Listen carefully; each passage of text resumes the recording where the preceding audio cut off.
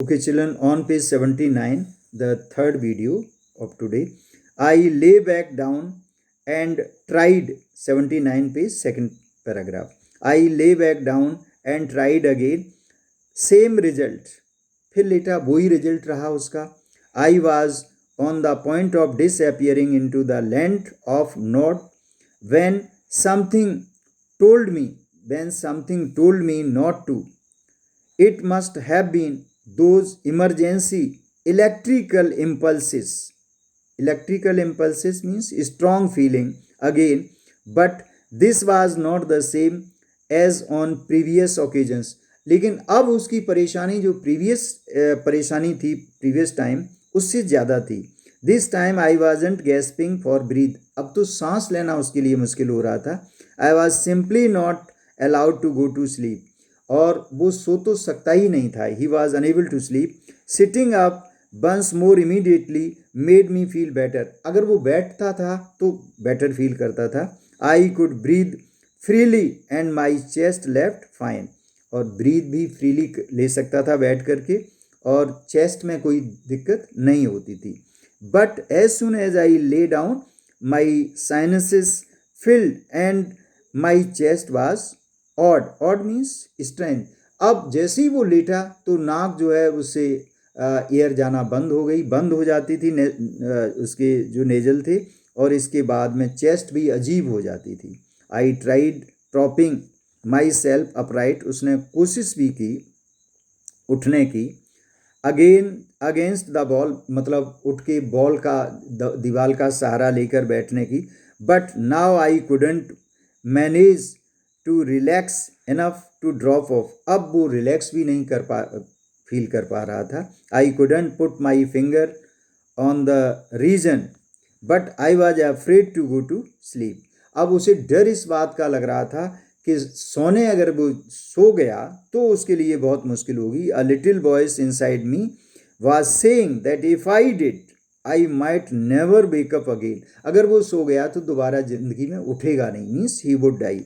So I stayed awake all night. इसीलिए वो पूरी रात जगता रहा. Tsetan took me to the Darchen medical college. फिर सैटर्न उसको डार्चन मेडिकल कॉलेज में ले गया.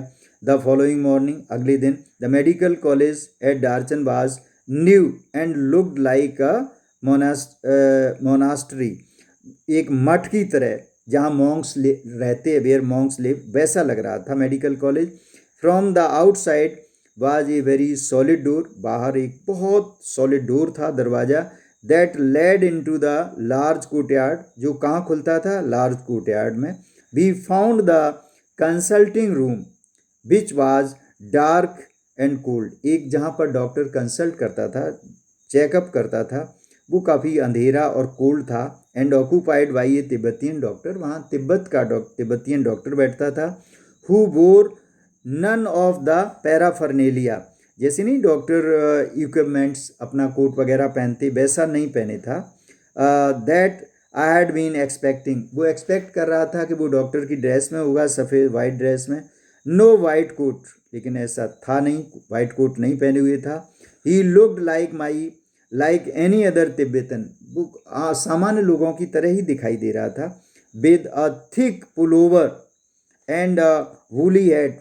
ऊनी हैट पहने हुए था और काफ़ी पुलोवर जो उसका था वो काफ़ी थिक था. When I explain my sleepless symptoms. जब उसने बताई कि उसको नींद ही नहीं आ रही है. एंड माई सडन एवर्जन कहते हेट्रेड टू लाइंग डाउन. और लेटने से उसको बहुत नफरत हो रही थी. लेटना उसके लिए एक मुश्किल हो रहा था. He shot me a few questions. तो डॉक्टर ने उसको कुछ क्वेश्चंस पूछे. While feeling the veins in my wrist. फिर उसने उसकी नब्ज़ देखी, पल्स देखी, रिस्ट को पकड़ के. It's cold he said finally through Saturn उस भाषा को जानता था क्योंकि वो उधर का था, समझता था, एक टूरिस्ट गाइड था वो.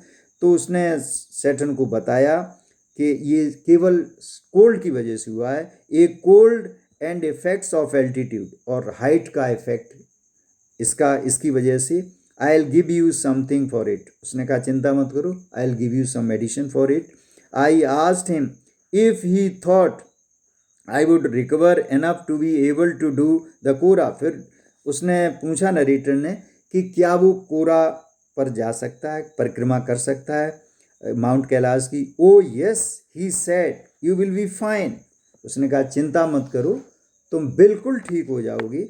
और इस तरह से doctor checked him up and give him medicine. I hope by now you must have understood whatever I have explained so far. Thank you.